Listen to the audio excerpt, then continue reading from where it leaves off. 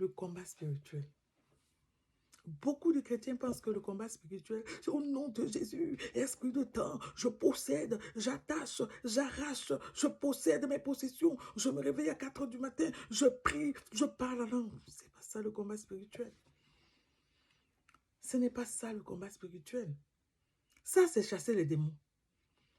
Le combat qui a été mené dans le monde spirituel a été mené en premier par Jésus. Jésus a mené une offensive contre le diable. Il a mené un combat offensif contre le diable et il a vaincu. Raison pour laquelle la Bible déclare qu'on l'a vaincu à cause du sang de l'agneau et de la parole de leur témoignage. Il n'y a que le sang de Jésus qui a autorité sur le diable. Tu entends les chrétiens prier le feu, le feu, le feu. Tu as vu le feu là, ouf.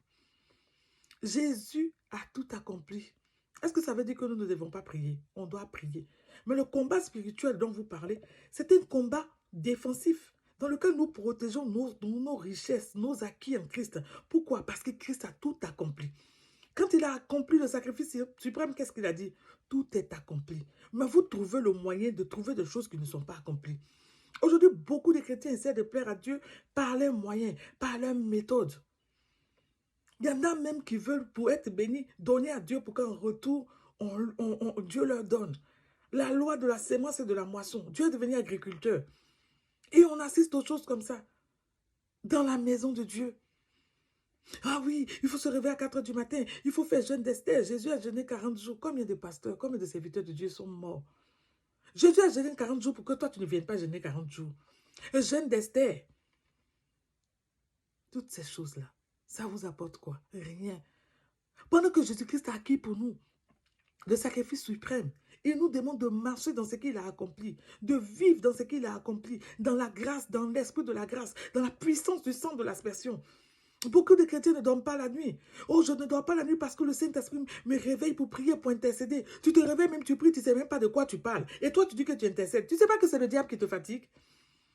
Dieu sait que ton corps est fatigué et que c'est la nuit, tu vas dormir. Dieu même s'est reposé. Dieu a créé l'homme le 6e jour. Et le premier jour de l'homme sur la terre, c'était le 7e jour. Dieu va te réveiller pendant que tu as passé une journée trépidante. Lève-toi pendant que la Bible te dit dans le livre de Romains que parce que vous ne savez pas quoi demander dans la prière, le Saint-Esprit intercède pour vous par les soupirs inexprimables. Si le Saint-Esprit intercède pour toi par les soupirs inexprimables, donc quand ton corps est fatigué, là, tu as besoin d'aller te battre avec le diable. Pourquoi? Il a déjà été vaincu.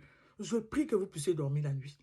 Je prie que vous soyez délivrés de ces enseignements erronés et que Christ soit enraciné en vous par la foi et que vous puissiez connaître votre position en Christ. Soyez bénis. Jésus-Christ a vaincu le diable.